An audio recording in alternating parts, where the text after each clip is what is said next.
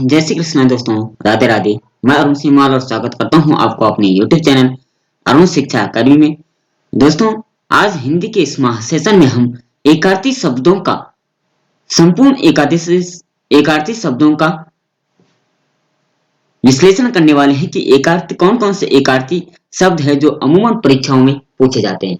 ये हमने निष्कर्ष निकाला है और लगभग हर परीक्षाओं में इनसे संबंधित कुछ ना कुछ देखने को जरूर मिलता है। तो इन एकार्थी शब्दों को याद कीजिए, रट लीजिए और अपने दिमाग में घर कीजिए, क्योंकि यहाँ आपकी परीक्षा में एक सफल माध्यम बन सकता है।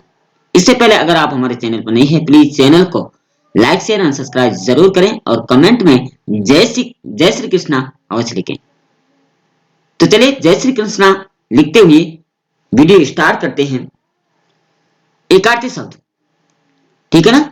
एकार्थी शब्द वे शब्द होते हैं जिनका एक ही अर्थ यानी मुख्यार्थ होता है। मुख्य एक ही अर्थ होता है जिसका, जैसे व्यक्तिवाचक, जातिवाचक संज्ञाएं इसी श्रेणी के अंतर्गत आती है।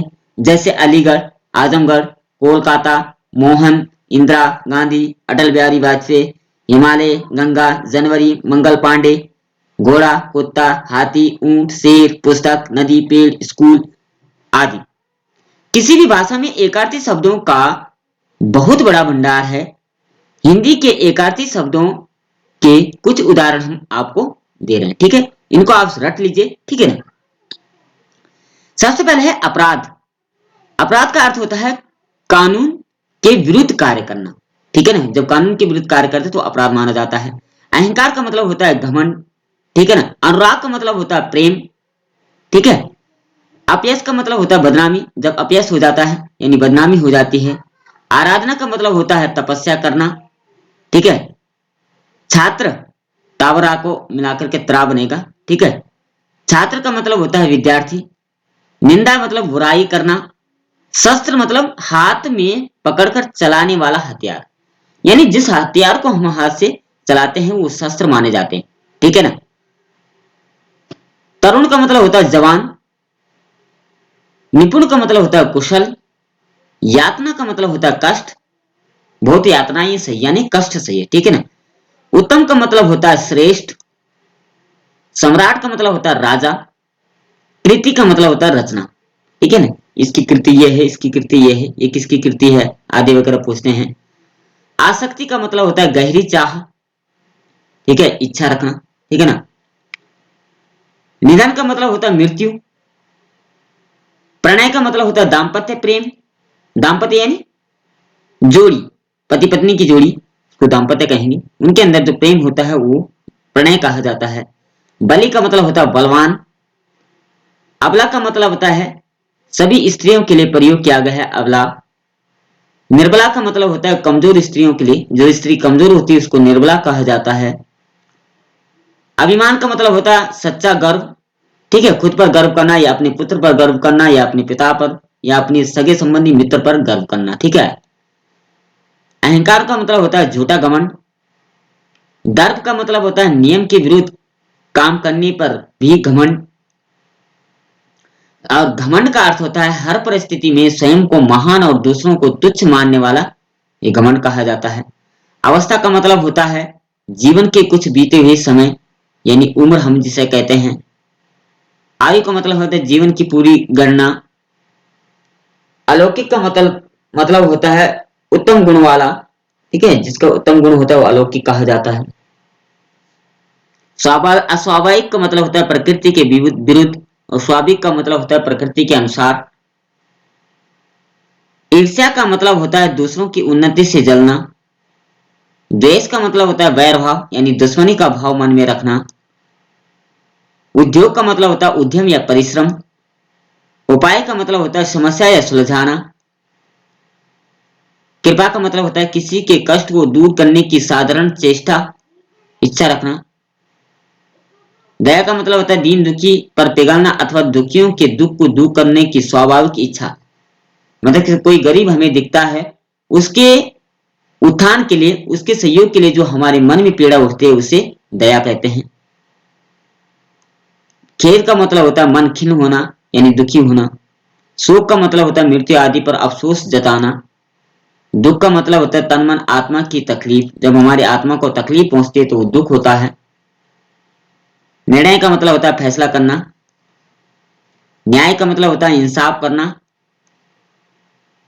प्रेम का मतलब होता है पति पत्नी या ईश्वर से या अपने छोटे छोटों के प्रति जो प्रेम हम स्थापित करते हैं।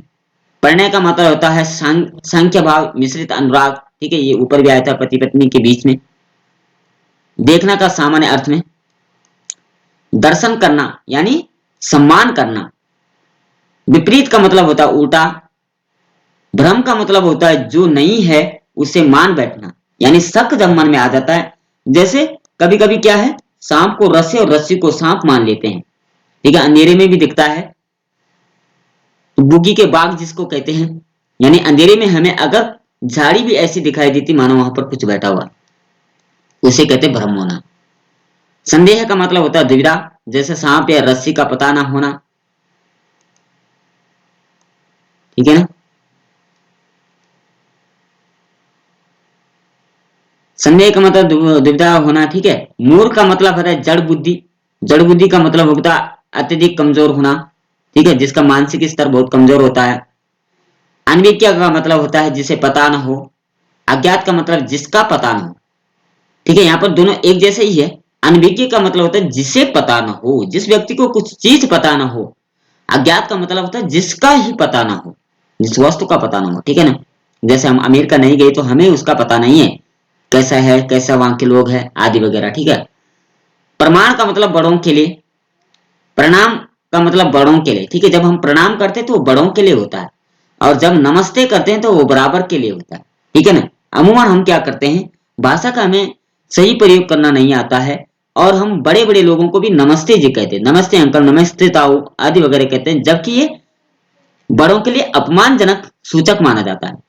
बड़ों के लिए हमेशा प्रणाम। ठीक है, ताऊ जी प्रणाम या गुरुजी प्रणाम, ऐसे शब्दों से इसी यही आदर सूचक शब्द होता है। नमस्ते जो है वो बराबर वालों के लिए होता है। ठीक है ना। पुरस्कार किसी अच्छे काम के लिए। पुत्र का मतलब अपना बेटा। ठीक है ना। बालक कोई लड़का। बड़ा आकार में, बहुत परिमाण या मात्रा नापतोल भी इसे कह सकते हैं। बुद्धि का मतलब प्रज्ञा, कर्तव्य या निश्चय करना। इन ज्ञान का मतलब इंद्रियों द्वारा प्राप्त जो अनुभव हमें होता है। मित्र वह प्राय जिसके साथ आत्मीयता हो गई हो। कहने का मतलब मित्र वही बनता है जो हमने कभी देखा ना सुना ना, जिसे जाना नहीं, और उसके अंदर हमारे उसके और हमारे अंदर जो प्रेम उत्पन्न होता है, वो मित्रता का भाव जो उत्पन्न होता है वो मित्र कहलाता है। बंधु का मतलब होता है आत्मीय प्रेम। साथी का मतलब जो जीवन भर साथ निभाए वो साथी कहलाता है। मन का मतलब होता है जहां बातों का स्मरण या विस्मरण हो। स्मरण मतलब याद करना, विस्मरण मतलब भूल जाना। महाशय का अर्थ होता है सामान्य लोगों के लिए महाशय कहा जाता है, लेकिन महोदय बड़े या अधिकारियों के लिए महोदय कहा जाता है। महोदय जी कहते हैं ना कि महोदय जी से निवेदन है, वहां महाशय जी नहीं कह सकते हैं। महाशय सामान्य लोगों के लिए गदे, लेकिन महोदय बड़े लोगों के लिए, अधिकारियों के लिए महोदय कहा जाता है। यंत्रणा का मतलब हो गया असह्य दुख।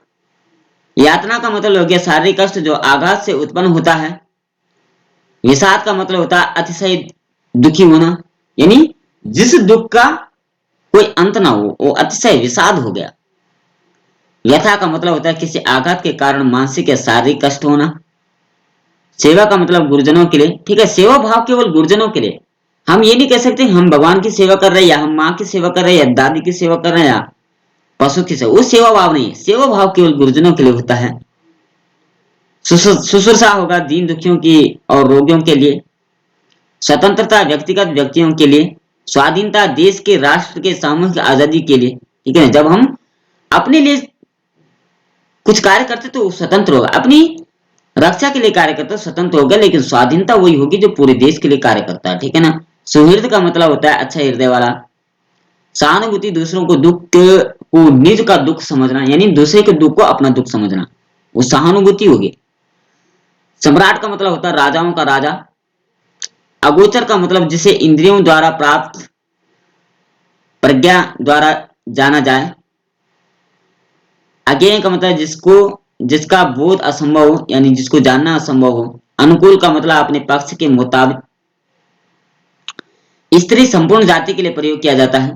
पत्नी किसी की विवाहिता स्त्री के लिए, ठीक है। लज्जा यानी शर्म, साधारण अर्थ है लज्जा। ग्लानि किसी पाप या अपराध का अफसोस होना। आशंका जान जाने का खतरा होना। भय सामान्य डर। त्रास भयंकर डर। वेदना शारीरिक कष्ट। व्यथा मानसिक कष्ट। सैकत नदी तट के किनारे की जो रेतीली भूमि होती है। पुलिन नदी तट के किनारे की जो गीली भूमि होती है, नमी वाली भूमि। कलंक का मतलब हो गया भारी दोष। अपयश का मतलब हो गया कीर्ति। परिचर्चा का मतलब होगा रोगी की सेवा करना। सेवा का मतलब होता है वो किसी की भी आ सकती है। प्रतिदान का मतलब होता है बदले में कुछ देना, आदान प्रदान करना। अनुदान का मतलब होगा आर्थिक सहायता, अनुकंपा, बहुत बड़ी कृपा करना। आदरणीय बड़े लोगों, महान लोगों के लिए कहा जाता है। पूजनीय पिता, गुरु और महान के लिए, कोई महान व्यक्ति होगा, पिता और गुरु ये तीनों पूजनीय होते हैं, उनको पूजना चाहिए। उत्साह का मतलब होता है काम करने की बढ़ती रुचि। साहस का मतलब होता है भय पर विजय प्राप्त पाना। ग्रंथ का मतलब होता है बड़ा भारी विषय वाली पुस्तक। पुस्तक का मतलब होता है सामान्य किताब। दक्ष का मतलब होता है हाथ के लिए जाने वाले कामों के लिए, ठीक है ना। निपुण का मतलब होता है किसी कार्य में पूरी जानकारी वाला। कर्मठ का मतलब होता है किसी काम पर लगे रहने वाला। लेख का मतलब विषय की प्रधानता वाली गद्य रचना करना। मृत्यु का मतलब सामान्य लोगों के लिए। और निधन जो है वो महान व्यक्तियों के लिए होता है, ठीक है।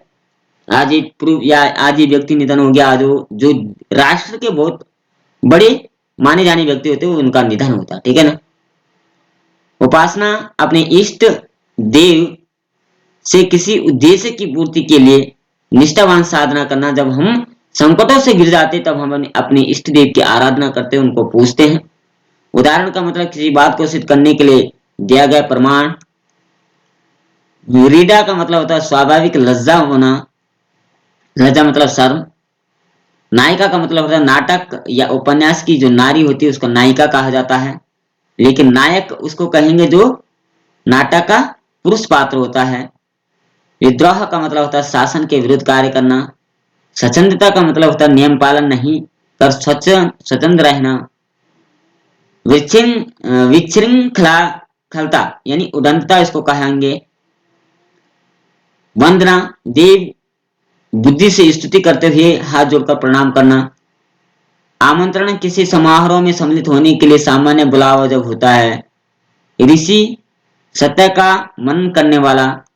बचपन आने की अवस्था, ठीक है। तो ये संपूर्ण 150 प्लस एकार्थी शब्दों का हमने यहाँ पर आपको बताया। आशा है इससे आपको जरूर न कुछ सीखने को प्राप्त हुआ होगा। इन्हें याद कीजिए, रट लीजिए और हो सके तो इनको नोट भी कीजिए क्योंकि हर परीक्षाओं में अमूमन ये पूछे जाने वाले हैं।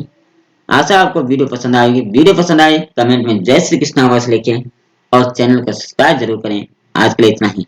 जय श्री कृष्णा, राधे राधे।